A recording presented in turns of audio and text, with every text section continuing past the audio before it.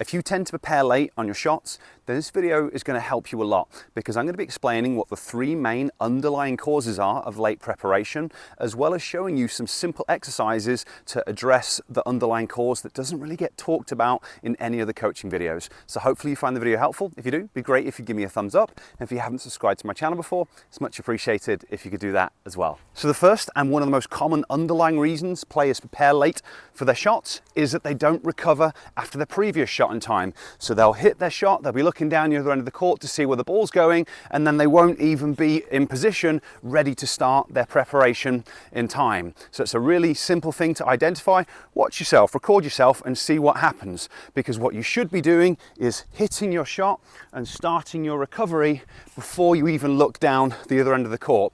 If I'm in a rally and maybe I'm hitting forehand to forehand cross court, so I step out, I hit an open stance forehand, I know roughly where I'm intending that ball to go. I want it to go cross court, so I don't need to see where it's going before I start my recovery. So you just have to train yourself and get into the habit of recovering into position before you look down the other end of the court. So the next common underlying cause that we have for late preparation is either not split stepping or not timing your split step very well. All high-level players use a split step because it enables you to react quickly and move in different directions to help you set up for your shot. So it's another one of those things you can easily record yourself and find out whether you're doing or not. Now I'll place some resources down in the description to help more with the detailed aspects of the split step technique and the timing, but here I'm just going to give you a quick overview. So we're trying to land just after our opponent makes contact, and the reason that we're doing that is because then hopefully we can read where the ball's going and then we can react really quickly to move into position. And then we're going to be trying to widen our base, so not landing with the feet together. We want a wide base, we want to be landing on the balls with the feet rather than the heels. Knees are going to be a little bit bent, and this is going to allow us to quickly store energy that we can then use to spring and move into position. So record yourself and identify if you're doing this or not, and if you're timing yourself correctly, and if you're not, this is something you definitely want to work on to help with your preparation. The third underlying reason for late preparation is something that nobody ever talks about, and that is that players' visual systems simply can't read the flight of the ball quickly enough. Now, part of this is kind of practicing the art of trying to read the flight of the ball, and you can do different games or different exercises where you're rallying with a partner, and then as soon as they hit the ball, as soon as you can, maybe you call out forehand or backhand to indicate whether it's going to your forehand or backhand.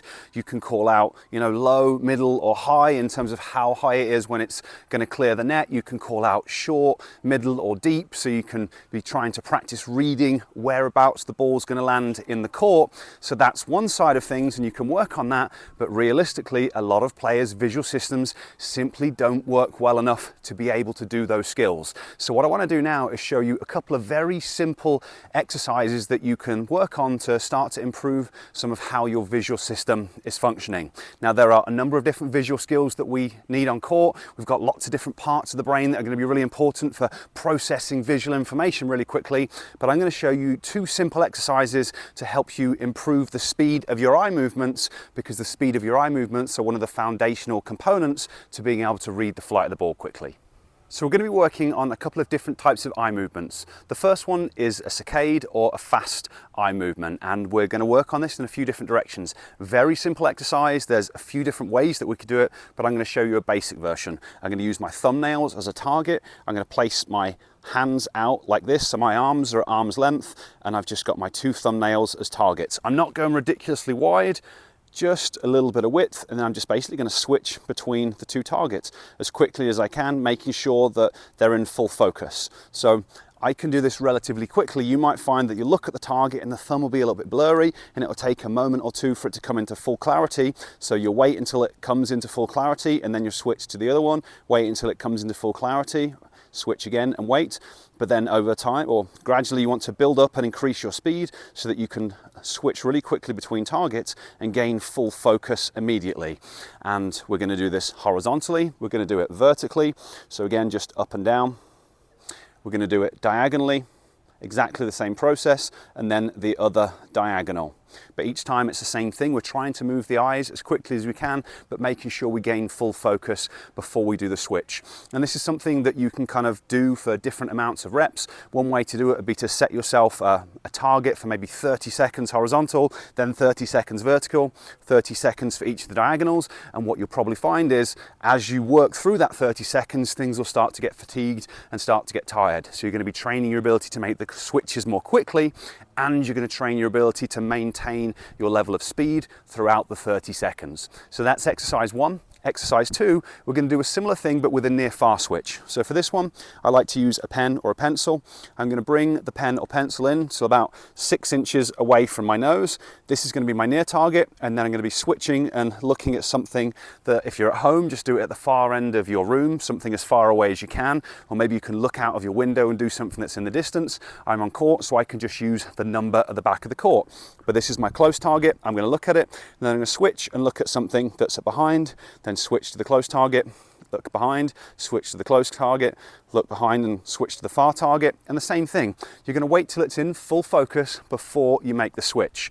And that could be really quick. So maybe when you look at this, you can see it really clearly straight away, or maybe it takes a moment or two to come into focus.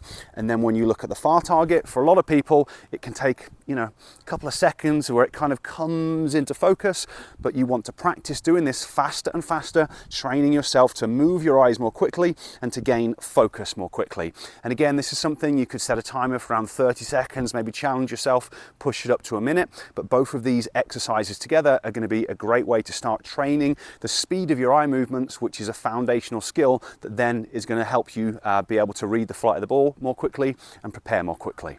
So hopefully that has been useful to you. If it has and you found this type of information useful, you might be interested in one of my Neuro Tennis Challenges. These are free 5-day events where I teach you how to use brain-based training to improve visual skills, to improve coordination, to basically make you a more skillful player. Because yes, you have to practice in the right way, but if your systems, if your body can't do something, it can't do it. So really becoming a better tennis player is about becoming a better tennis athlete. So if you're interested, I'll place a link to it down in the description, or you can go to neurotennis.net/challenge to learn more and register. Okay, hopefully you've enjoyed the video. If you did, give me a thumbs up. Any questions or comments about anything, leave them down below. Otherwise, thanks for watching, and I will catch you next time.